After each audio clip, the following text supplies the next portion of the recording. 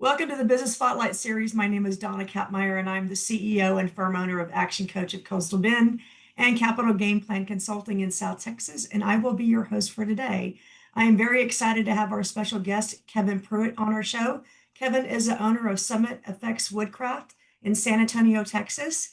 Today, we're going to speak with Kevin about his journey to get to where he's at today and the challenges and successes of owning and operating a business.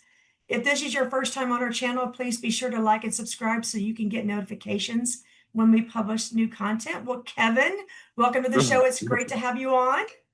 Thanks, Donna. Appreciate that. Thanks for having me here today.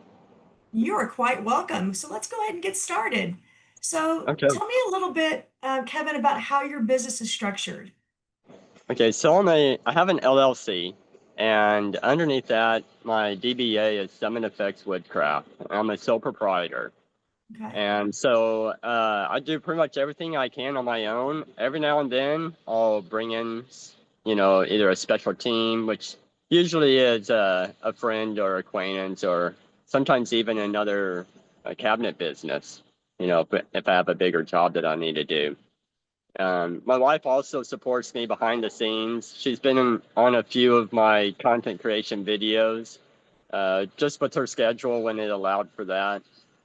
She makes some of our oils and waxes that we use on our products, and she's also participated in a lot of the vendor markets that we used to participate in. So that's kind of how we got started and branching out. This was during the COVID time period, and everybody was, going to these open air markets, and that's where we pretty much got our start doing the woodcraft in this area. Awesome. So let's talk a little bit about who your business serves. Who do you identify as your best ideal customer or target market? Okay, probably our best client or customer is working with interior designers. So they would come to us Okay. with a bigger project. This would be something where we need to have some fine woodcraft as an architectural detail, or maybe it's a set of furniture that goes for a room or even for a house or business. We've done both commercial and residential projects before. Other than that, just somebody that enjoys the handcrafted work. I'm an artist, actually, and I use wood as my medium. I've worked in all sorts of different mediums, but this is the one that I enjoy with and what I've probably worked with the most. Even as a kid, I started out doing some woodcraft, making my own toys and stuff like that, trying to figure out, how can I sell these, if any school event, if we have to do something like that. So it's always kind of an entrepreneurial spirit. And but when I was first going to school, I was studying art, and I was doing some remodeling work, just getting me through school. And so that kind of got my background into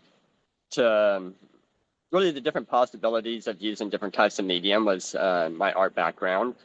Although I didn't stay with art, I did go on to a career in cartography for a number of years, but still I had an artistic outlet, creating maps that explained, what the company was about and the projects that we were working on or trying to the projects that we were trying to divest.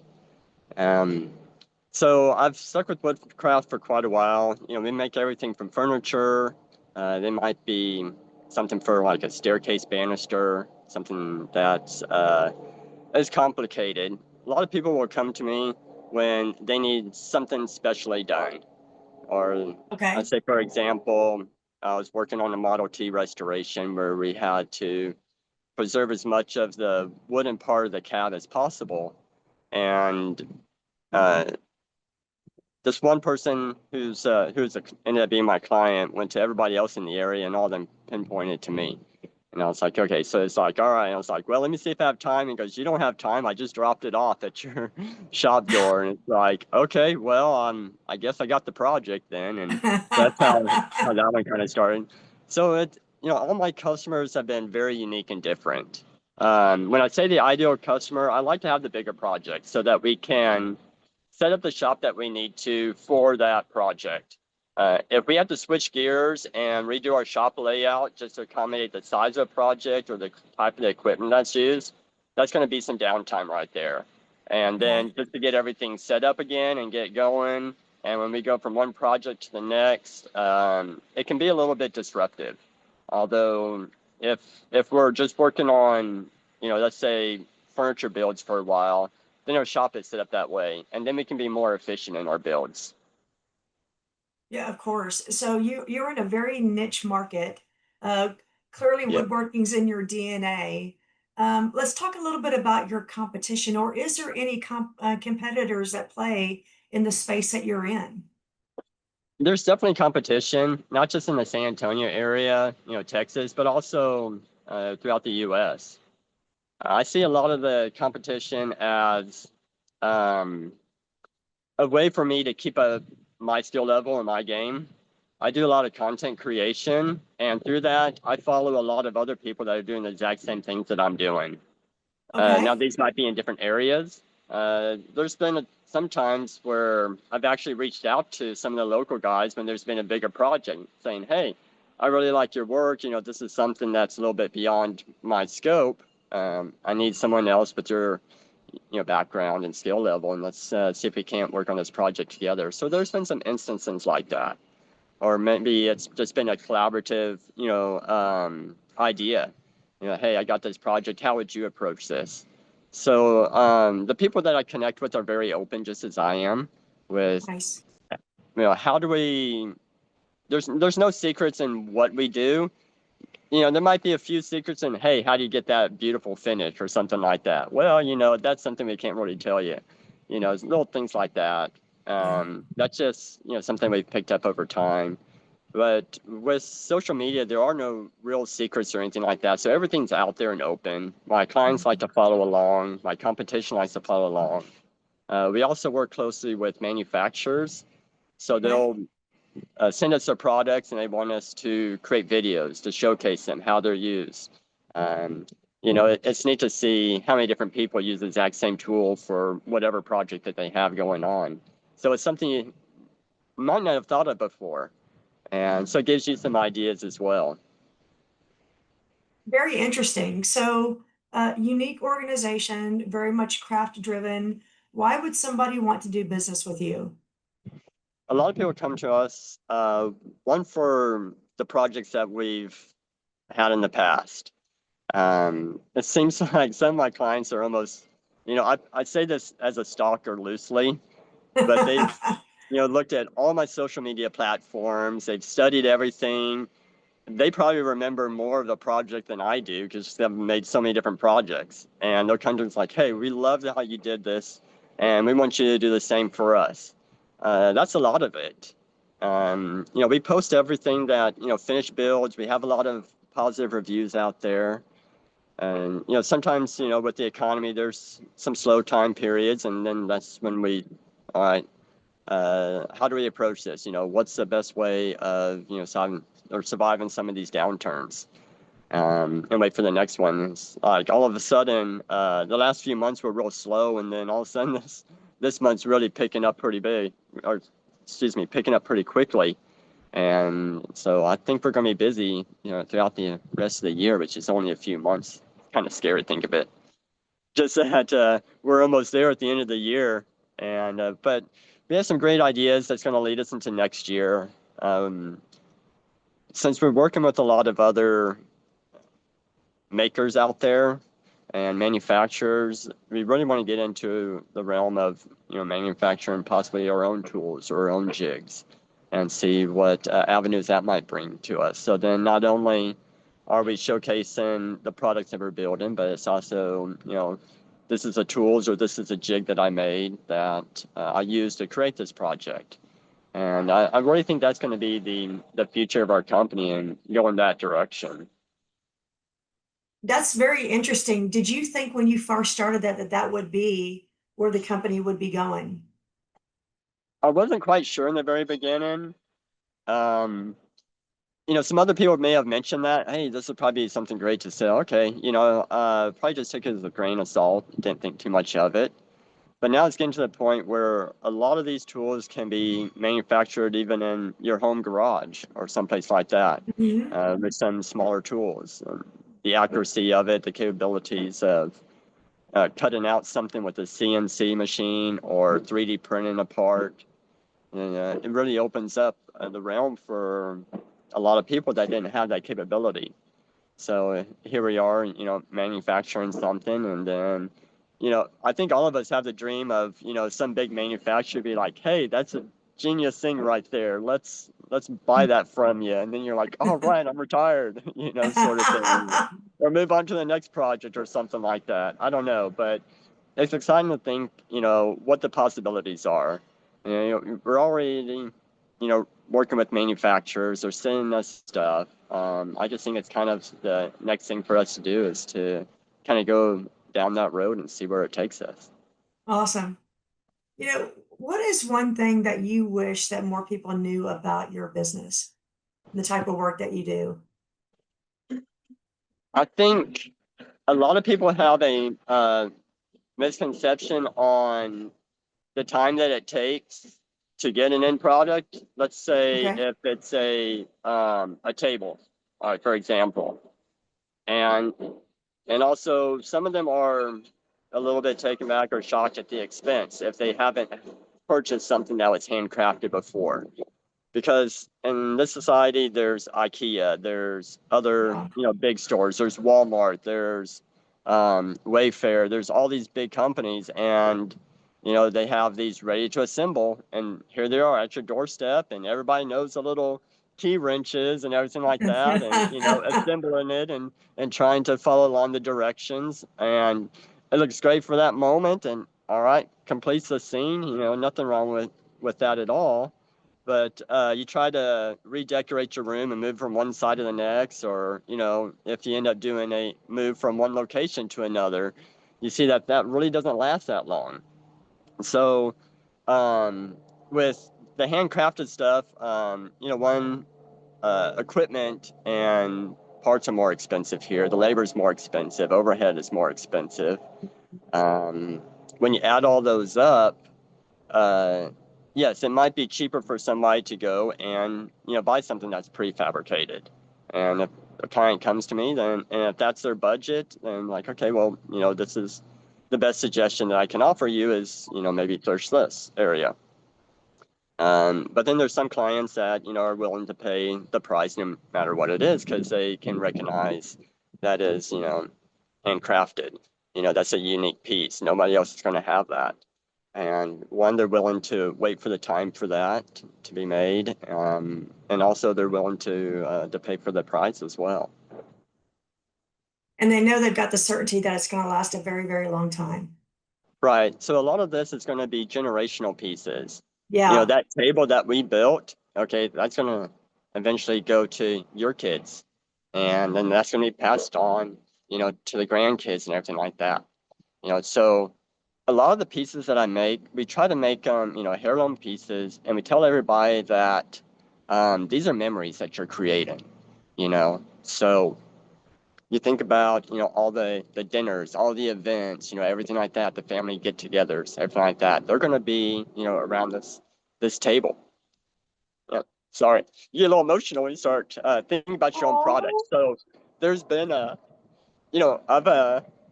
I've had clients that actually have teared up themselves when I've delivered something, maybe because it was a repair on something that meant that much. And, Oh. it was like their grandfather's, piece or something like that. And something happened to it. Or, I've had other people come to me where um, there's this one lady and she had these hand sculpted animals from Africa, and they were broken on the move here and she needed them repaired. And so I was able to go in there and she's like, I can't tell what is real and what, what is original and what wasn't.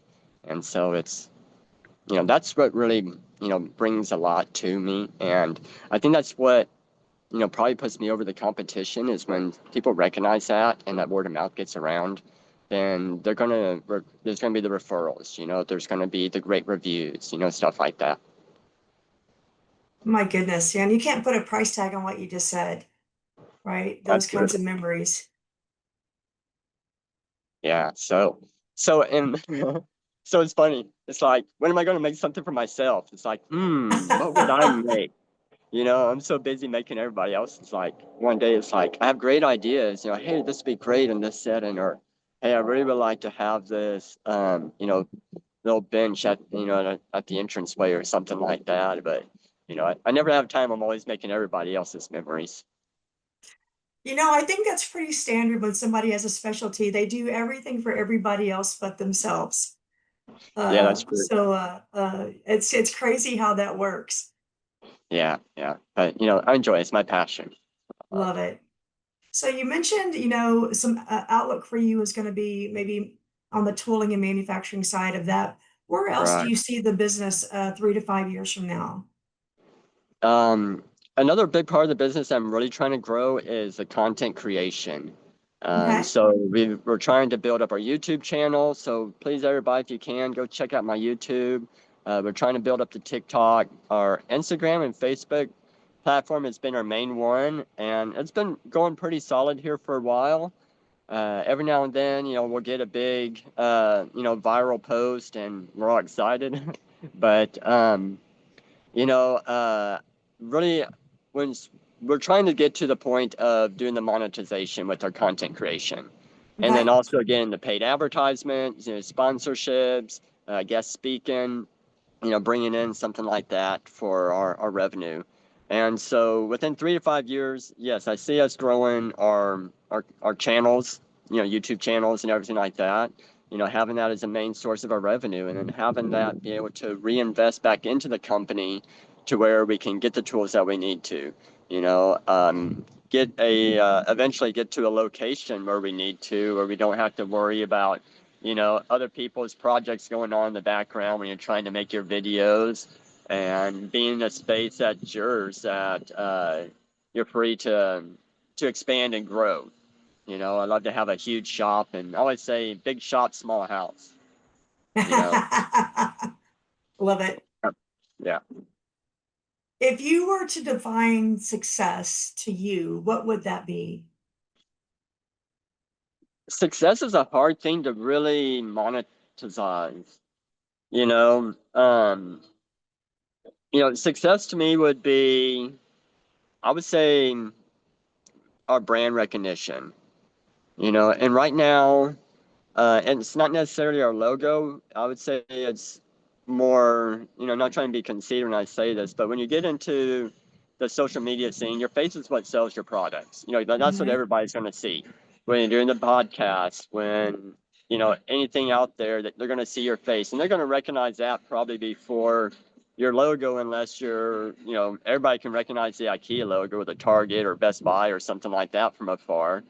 um and we're never going to be that big, but I think just if people just recognize our face and seeing that, it's like, oh yeah, I watched this video, you really helped me on this DIY project, and hey, thanks for that for cell tip. I went and got that tool, and I was able to, you know do this project here and stuff like that. To me, that would be a successful thing, where what we're doing and the revenue that's coming in from our creations, whether it's video, which is one media, or, a heirloom table, which is another media, um, just having that put back into the shop and just to continue doing what we're doing, that would be successful, just, and we're enjoying this. We're enjoying, what we can come up with.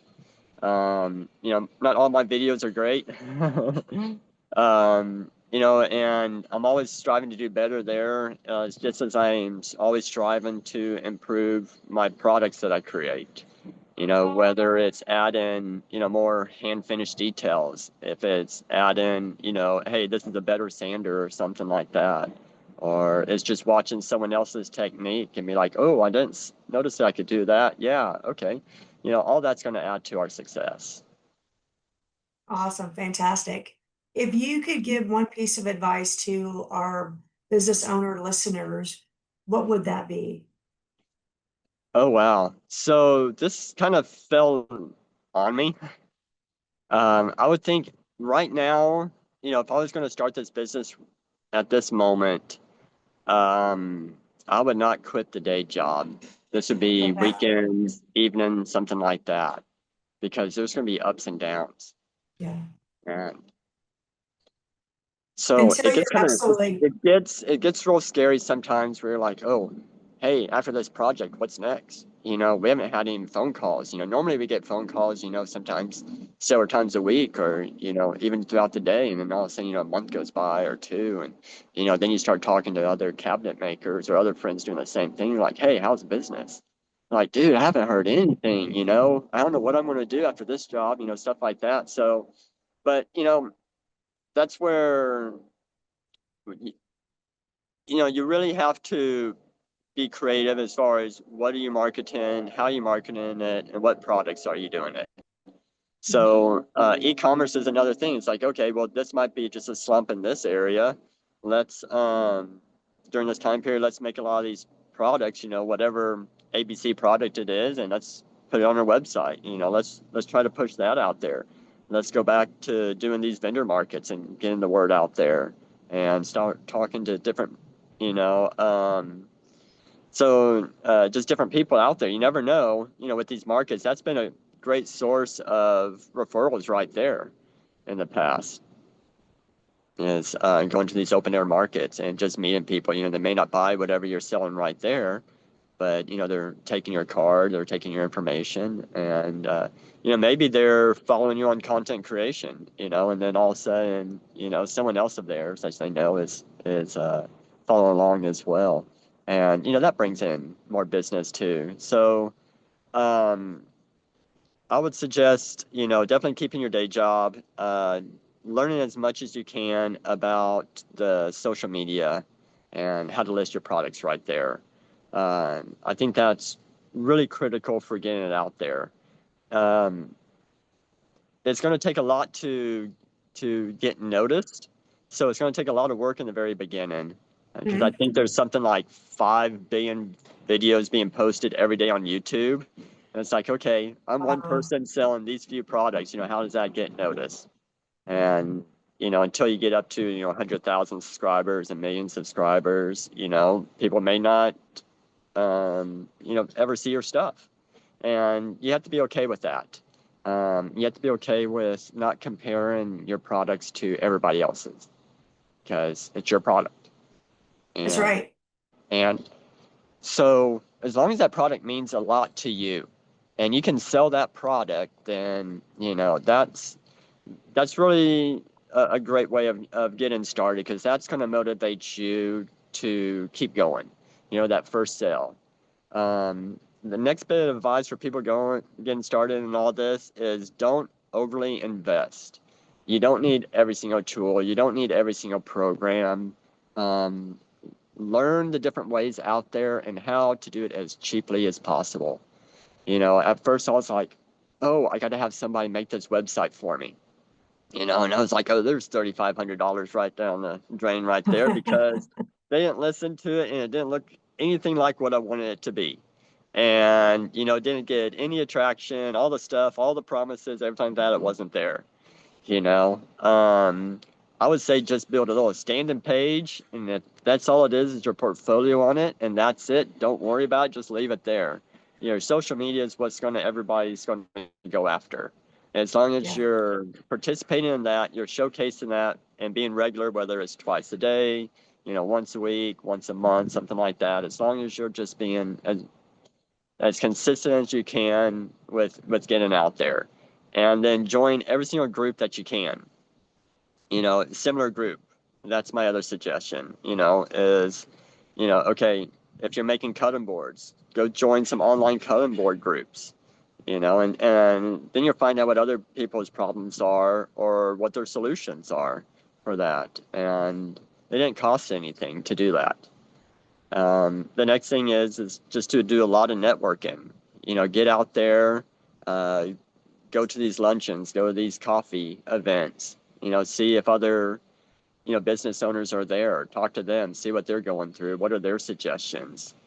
That's really how I would have approached it. And then once you get to the point where you're like, hey, I'm reaching a good balance here, and I can kind of taper back on my day job and do a little bit more on, my side hustle. And the next thing you know, it's swapping on you. Instead of just, trying to fend for yourselves and fight off the wolves. It's never pleasant being thrown into a situation, be like, oh wow, I got a job, I don't know what to do now, I got a business to run, I don't know what to do. So there's a lot to learn beforehand. If it wasn't the pandemic and just me, trying to survive during that time period and figuring out, how am I going to get through, this next week or this next month. I would have definitely approached it a lot differently. Yeah, that makes sense. Those are all great pieces of advice. So thank you for sharing that. Yeah, Is there definitely. anything else that you would like to share with our audience or would like for them to know? Just about us personally. Yeah, we're a small business. We're a growing business. There's been a lot of hurdles that we've overcome. There's always a lot of challenges, and just don't let that stop you. If this is your dream, just keep going. Well said. What's the best way for people to get in contact with you? Usually the best way is you can, email us. Phone call, isn't always the best way of reaching us, just because there'll be equipment running, Mhm. or we're dealing with a client or somebody like that. So email's great. Sending us a text. You can reach out to us on our social media platforms as well. We try to make it as convenient as possible. But I'm not saying don't call. If you do call, just leave a message. We'll try to get back to you, as Yeah. quickly as possible. But we've tried to make everything as easy as possible in this digital realm to get a hold of us. Whichever platform you're going on, we've got all the platforms: TikTok, Nextdoor, YouTube, LinkedIn, Instagram, Facebook. Am I missing any? I That's don't quite a think. few. Okay, yeah, it is. So, one way or the other, we're going to be out there. Just do a Google search. You'll find us there as well. Very good. Well, Kevin, thank you for sharing your story. This has been fantastic, and I know that our audience will find your information very valuable. Thank you, Donna. I appreciate You're that. welcome. Yeah, and You thank you for bet. having me on today. Yeah, it was fun. You bet. This is the Business Spotlight Series with Dona Kappmeyer from Action Coach of Coastal Bend and Capital Game Plan Consulting and Kevin Pruitt with Summit Effects Woodcraft. Please be sure to like and subscribe so you can continue to see our great content. Thank you for being with us today, and thank you for being on our show, Kevin. All right, thank you so much. All right, it's a Bye pleasure for being here. now. Okay, bye. Bye-bye.